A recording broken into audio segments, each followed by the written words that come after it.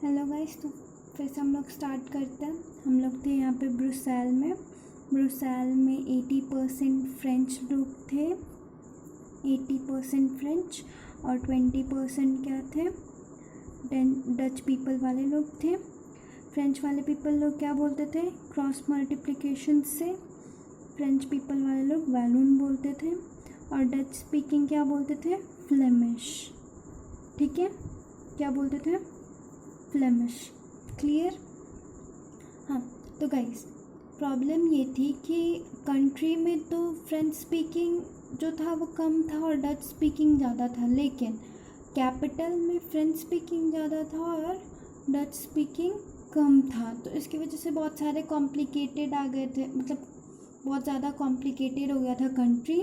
तो जिसकी वजह से बहुत सारी प्रॉब्लम्स हो गई थी। ठीक है, तो मतलब जैसे टेंशन क्रिएट हो रहा था। मतलब कभी कभी क्या होता है कि कभी लड़ाई झगड़ा हो जाता है अपने में ही। ठीक है, भाई बहन में जैसे लड़ाई झगड़ा होता है वैसे ही वहाँ पे भी थोड़ी सी टेंशन्स क्रिएट हो गई थी और बहुत सारे अनबन वगैरह हो गए थे। ठीक है, अब हम लोग बात करते हैं श्रीलंका की।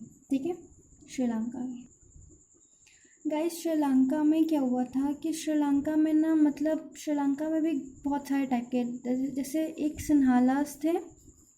ठीक है,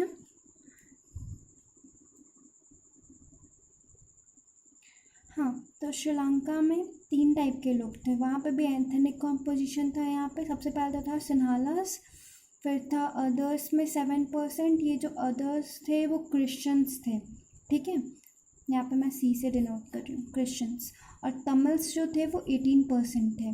और 18% में भी 2 पार्ट्स में वो लोग डिवाइडेड थे। पहला पार्ट था इंडियन तमिल्स, ठीक है, और दूसरा पार्ट था नेटिव। नेटिव मतलब वहाँ के रहने वाले लोग, ठीक है, जो वहीं पे रहते हैं। ठीक है, तो नेटिव तमिल्स यानी कि जो वहीं पे तमिल्स रहते थे वो कितने थे, 13%। ठीक है, 13%। और इंडियन तमिल्स 5%। अदर्स कितने थे, 7%।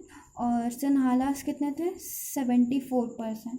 तो अब वहाँ पे क्या दिक्कत था कि जैसे सपोज दैट ये जो है ये श्रीलंका, ठीक है, ये श्रीलंका, यहाँ पे 74% सिन्हालास, अदर 7% क्रिश्चियंस और 18% तमिल्स। ठीक है, तो वहाँ पे दिक्कत क्या होता था ना कि वहाँ की गवर्नमेंट को लगा कि 74% जब सिन्हालास हैं, यानी सिन्हालास की पॉपुलेशन जब ज़्यादा है, तो क्यों ना हम इसे ऑफिशियल लैंग्वेज बना दें। क्या बना दें, ऑफिशियल लैंग्वेज। ठीक है, तो अब वहाँ की गवर्नमेंट ने क्या किया कि सिन्हालास को ऑफिशियल लैंग्वेज बना दिया। ठीक है, ऑफिशियल लैंग्वेज बना दिया।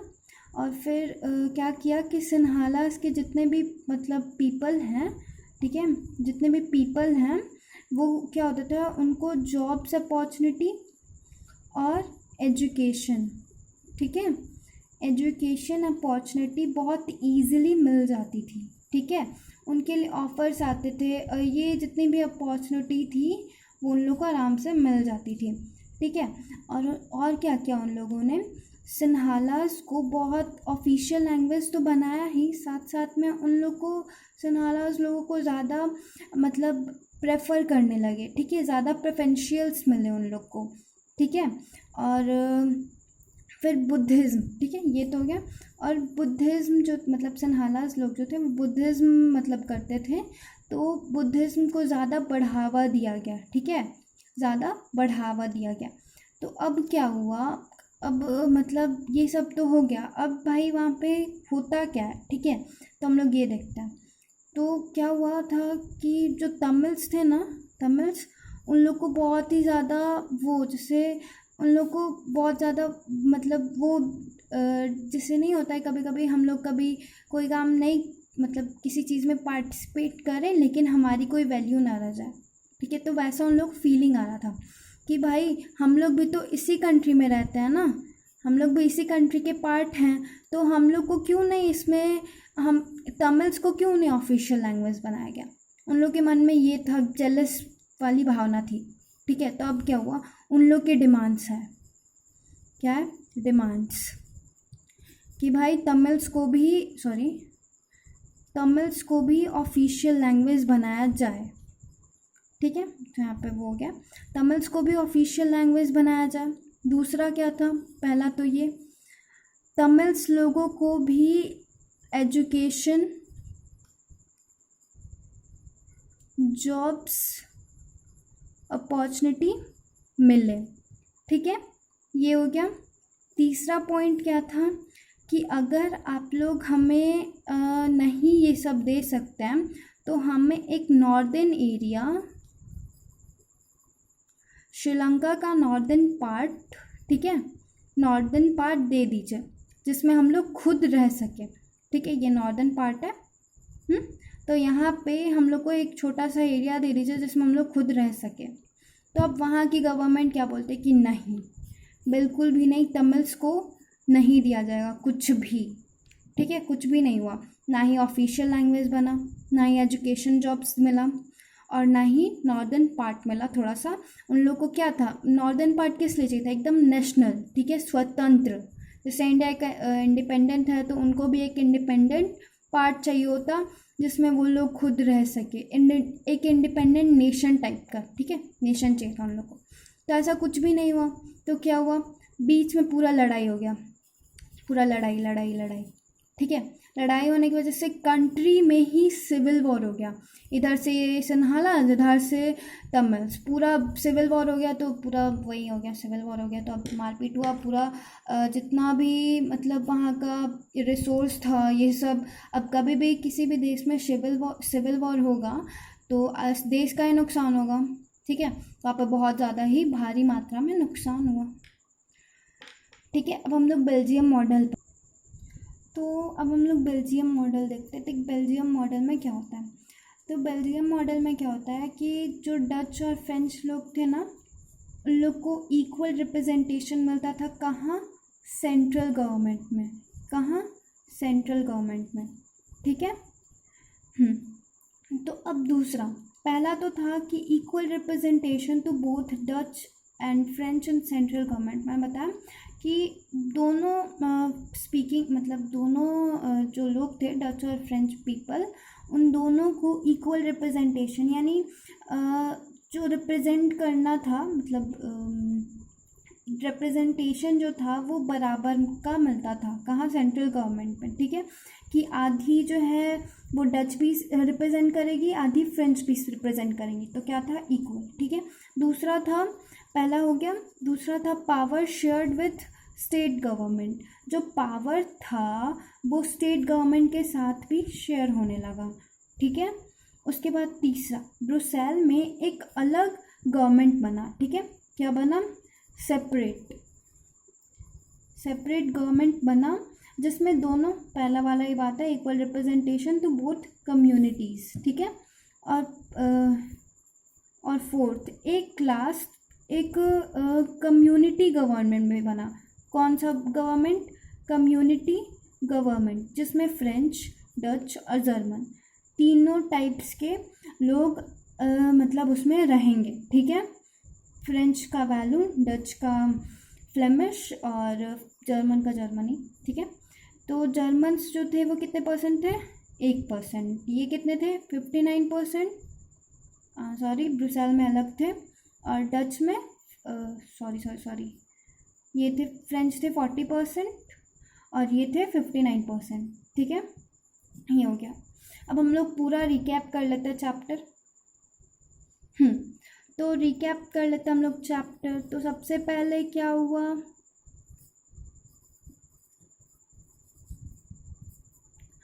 तो सबसे पहले क्या हुआ था, सबसे पहले तो बेल्जियम में टेंशन हो गया था कि इतने फ्रेंच स्पीकिंग इतने हैं और डच स्पीकिंग इतने हैं। ठीक है, और फिर ब्रुसेल में अलग अलग हो गया। कि ब्रुसेल में फ्रेंच इतने 80% हो गए, इसमें तो 59% थे भाई, सॉरी 40% थे, इसमें 80% हो गए, इसमें कम इसमें ज़्यादा। और डच में कितने थे, 59%। और फिर ब्रुसेल में जो डच थे वो कितने थे, 20% सिर्फ। तो टेंशन का कारण हो गया था यही कि इक्वल नहीं थे, तो इसलिए बेल्जियम मॉडल बनाया गया। क्या बनाया गया? बेल्जियम मॉडल, जिसमें कि दोनों को इक्वल, पहला पॉइंट क्या था? इक्वल रिप्रेजेंटेशन, ठीक है, इक्वल रिप्रेजेंटेशन मिला। दूसरा पॉइंट क्या था? पावर जो है वो किसके साथ शेयर हो रहा था? State government. किसके साथ?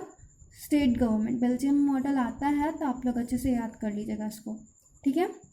तीसरा क्या था? तीसरा था ब्रुसेल में एक अलग गवर्नमेंट बनाया गया, ठीक है, ब्रुसेल में अलग गवर्नमेंट बनाया गया जिसमें इक्वल रिप्रेजेंटेशन होता था फर्स्ट वाले के साथ।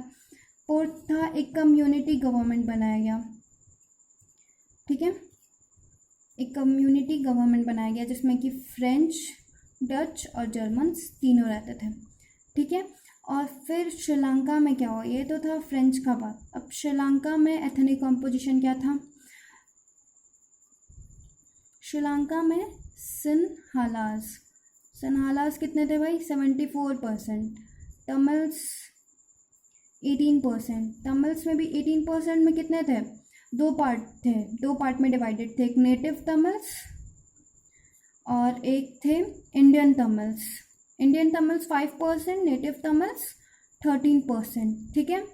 और तीसरा था हम लोग का अदर्स में कौन आते थे? क्रिश्चियंस जो कि थे 7%, ठीक है। इतना कंप्लीट। अब इसमें क्या था कि इसको ऑफिशियल लैंग्वेज बना दिया गया, जॉब वगैरह, एजुकेशन वगैरह सिर्फ इसको ही मिलता था। तीसरा, सबसे ज़्यादा प्रेफरेंशियल इसी को मिलता था। उसके बाद बुद्धिज़्म, जो ये लोग सिन्हालास लोग बुद्धिज़्म फॉलो करते थे, बुद्धिज़्म ही ज़्यादा फॉलो होने लगा। तमिल्स को जलन होने लगी, कि जलन होने लगी या फिर मतलब बोलो कि उन लोग को सहा नहीं जा रहा था कि उन लोग को राइट नहीं मिल रहा था एक्चुअली। जैसे यहाँ पे है कि सबको इक्वल राइट मिलता था, हिंदू मुस्लिम सिख ईसाई, ठीक है, सबको इक्वल राइट मिलता है। तुम कहीं भी जा सकते हो, पब्लिक वगैरह, मतलब डेमोक्रेसी है यहाँ पे, तो इसीलिए डेमोक्रेसी मतलब। और यहाँ पे जो था वो तमिल्स को राइट नहीं मिल पा रहा था, इक्वल राइट।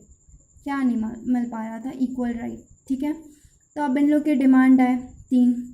पहला, इन्हें भी ऑफिशियल लैंग्वेज बनाओ। दूसरा, जॉब अपॉर्चुनिटी इन्हें भी करो। अगर नहीं हुए तो इनको भी एक नॉर्दर्न एरिया दे दो। किस लिए भाई? इंडिपेंडेंट नेशन के लिए, ठीक है। इनको भी एक आज़ाद मतलब जगह दे दो कि वो लोग भी वहाँ पे रहें।